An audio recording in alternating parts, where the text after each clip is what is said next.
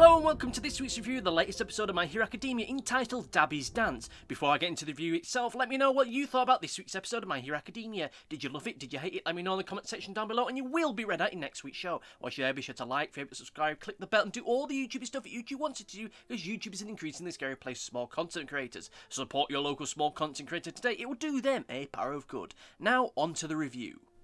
Okay, so I will admit that when I learnt the title to this week's episode, I tried to come up with some kind of dance-related pun.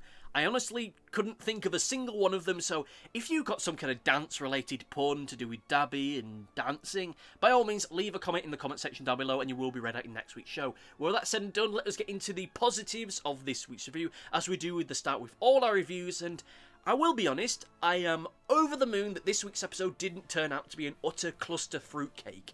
Which I will admit does sound like damning with faint praise, but still, I was worried going into this week's episode that it would just be a series of small fights happening here and there, and that certain scenes would be taking oxygen from the other, nothing really would end up feeling properly developed or paced out, and in the end it would end up making for an episode which just kind of felt more like a mess and it really did a single coherent storyline.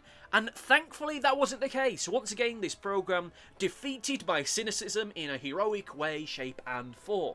I am glad about that because I had been dreading this week's episode going into it, but what we ended up getting was utterly fantastic, with everything getting the almost perfect amount of time needed to develop all the ideas and thoughts and themes within it, whilst at the same time giving us some breathing room to properly process everything that was going on. I think that some things were better developed than others, but we'll get into that as we go forward with this review. Once again, the animation for this show was just superb, just on a whole other level. The range of emotions and expressions on our cast, especially with Dabi, was just brilliant to see. I probably won't talk about the action all that much this week because the action was perfectly fine, it was perfectly sufficient, though I think that it is the drama stuff where the meat and potatoes of this particular episode actually lay. That is not a discredit to the action, but, you know, this was the drama one. This was the moment that a lot of people have been waiting for, and it was done, at least from an animation standpoint, just fantastically well, and frequently without the episode, it once again proves that sometimes silence is a good thing. Granted, it wasn't pure silence because you had Dabi's speech in the background, but a lot of reaction shots, and it was the whole show don't tell thing, but done in a perfect kind of way.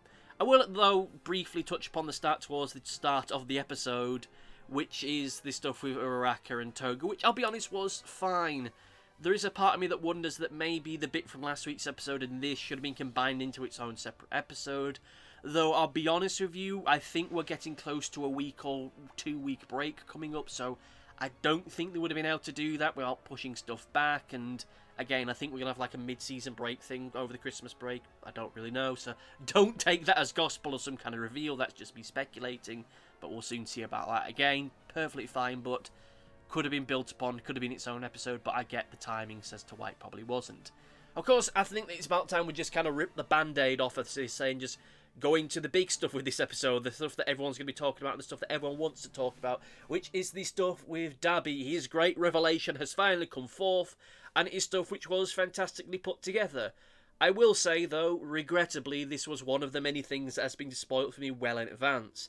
I do believe this was one of the first things that was spoiled for me when I started making these videos, so maybe 2 or 3 videos into this great run that I've been doing over the past 2 or 3 years or so, I knew about it. See, I know that for a lot of people they've been speculating on this for quite some time, and I don't mind the speculation, because speculation can always be wrong, but I'm fairly certain it was just outright said in just the thumbnail to someone's video that, haha, Dabi is Endevor's son, or something along those lines. I don't remember exactly, but it's always been there in the back of my mind, so when this moment came up, you know, I was expecting it, and it didn't have the impact that it really should have done, but that is not the fault of the programme.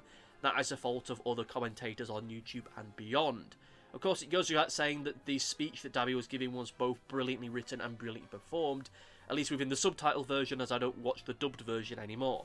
It's just great to see how Dabi has just fallen into this state. He's become this this horrible human being is falling into this bitter, twisted, almost sociopathic revenge. He's not doing this out of dogma. He's not doing this because he had one bad day or because we live in a society. He's not doing it under the orders of anyone else. He's doing it out of pure, spiteful hatred, and he's not ashamed of it. He knows exactly where to hit Endevor and Hero Society as a whole, and he knows how to leave his mark. He knows that Endevor's not going to be able to walk away from this. He's not going to be able to easily lift himself up from this. Even if he dies in the process of all of this, the impact upon this is just going to lay on forever. People are going to know exactly who Endevor is, or at least part of who Endevor really is.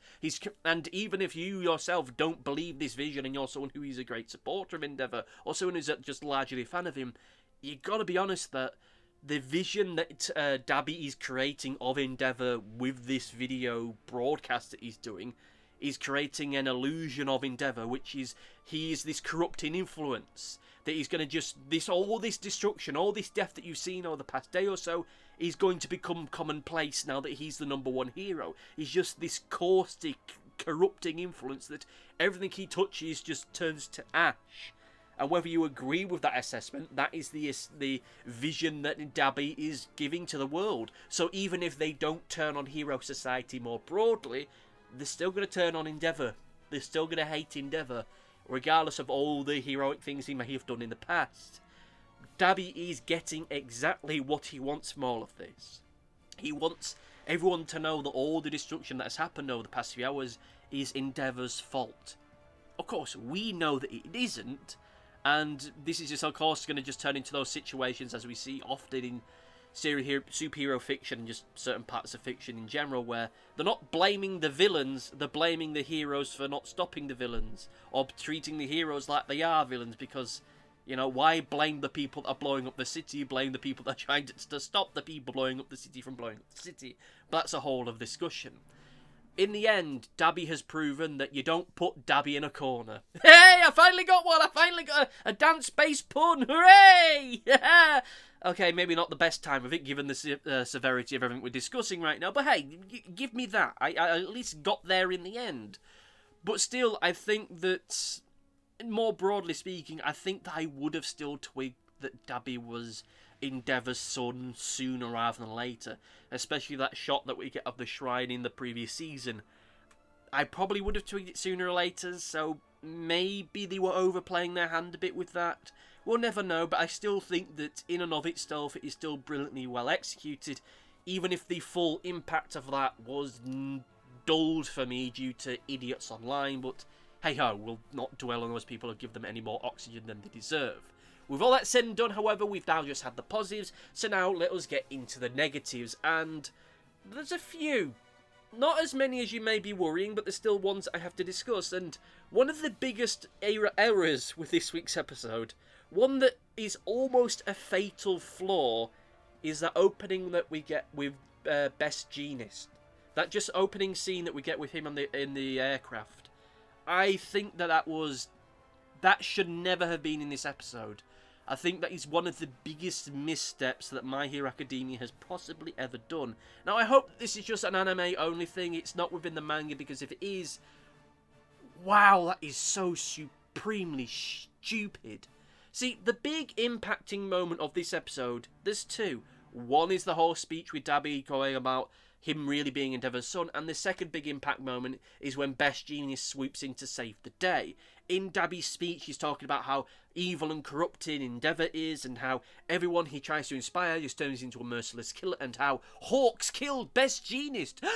And of course, this should be the moment that it gets finally confirmed to us what actually happened to Best Genius, because when we last see him, it's a bit ambiguous. Is that really him? Is that a body double? Oh no, now we've got confirmation that Best Genius is really dead. And then we'd have him swooping in and saving the day, and it'd be a great, awesome moment. High fives, brilliant, fantastic, good. But because we know that Best Genius is alive, because we see him at the start of the episode, the impact of the fact that Hawks apparently killed him is nullified. And the impact of him coming in to save the day, again, is nullified. I think that it would have been better had we not seen that. And then when we see all the wires coming down, maybe for a brief moment we think to ourselves, oh, it's Uraraka, she's back, she's come along to save the day. Oh no, it's Best Genius. Well, that's cool, that's amazing. Bakugo's going to be over the moon when his happy not trying to stick his guts back inside of himself. He's going to be fantastic. But we don't quite get that because we have that opening bit with him there, so the impact of that's taken away. Again, I hope that it's a creation of the anime and not the manga, because if it is, and this is a canon thing that's happening, this whole opening reveal things, then yeah, that's going on the list of dumb things. Thankfully, thus far, a very short list, but still a list nonetheless. Of course, for something else I had an issue with, I have mixed feelings towards the stuff with Toga towards the start of the episode. Again, like I said in the positive section, I think that it probably could have been its own separate episode if you just combined the stuff towards the end of last week's and this week's. Could have been and probably should have been its own thing, but at the same time, I will admit that I think it kind of was perfectly sufficient for what it was, and it lasted about as long as it really needed to. Even though there will always be a part of me now that's just thinking that maybe they could have just done more with it. Because, as I said last week, it feels like having a fight for the sake of having a fight, rather than it being something more substantial, because we're not really learning that much that we as an audience hadn't already known, and the only thing that our cast is really going to learn from this is the fact that Toga can use other people's quirks. Which itself isn't something that we end up seeing in this short fight. Like, it would have been neat had that been the case, but it isn't, so Yakidar, I suppose. But still, as a whole entity, I think this is still a fantastic episode, even if I do feel that there are two issues with it. There is a third issue, but that's more of a Crunchyroll thing. Like, the thumbnail to this week's episode on Crunchyroll was just, I thought it was just last week's episode. Because on Crunchyroll, when you watch an episode of something, the thumbnail just turns dim. And because this is an episode that's partly in the dark, you just thought, oh, well, it's just last week's episode. And I didn't realise it till like 5 minutes after the fact. But still, again, as a whole entity, I think this week's episode was superb, with some really fantastic animation, some really fantastic drama and character moments. I will admit that the impact upon all this has been nullified and reduced due to people spoiling it for me, but that is something I'm not going to hold against the episode itself. I think this will be remembered as one of the standout moments of this season, as well as a standout moment within the entire run of My Hero Academia as a whole entity. Again, I feel that certain elements that could have been caught or expanded upon in their own time, but for what we do get, the prime cut stuff is fantastic and brilliant, and again, I think that it will be remembered as being just brilliant moments in the series as a whole. With all that said and done, now let us get into Comment Corner! Only one comment this week, and it comes from X1 or Ziggy. The handle thing is gone, but whatever. They say that I enjoyed this week's episode, this of course referring to last week's episode, and they say that they weren't expecting the old woman to be Toga, which is honestly a reflection, which honestly on reflection makes me feel pretty dumb. I didn't see that coming. Apologies for getting the reading of that slightly back to front, but again, that's a dyslexia thing.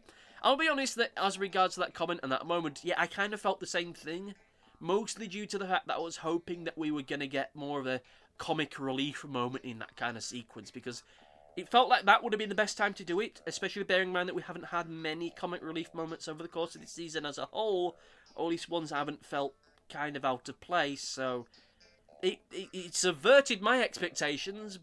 One would argue possibly not in an effective way, bearing in mind that what we got thereafter I don't think is maybe as impactful as I hoped it would be, but that is a whole other discussion for a whole other time.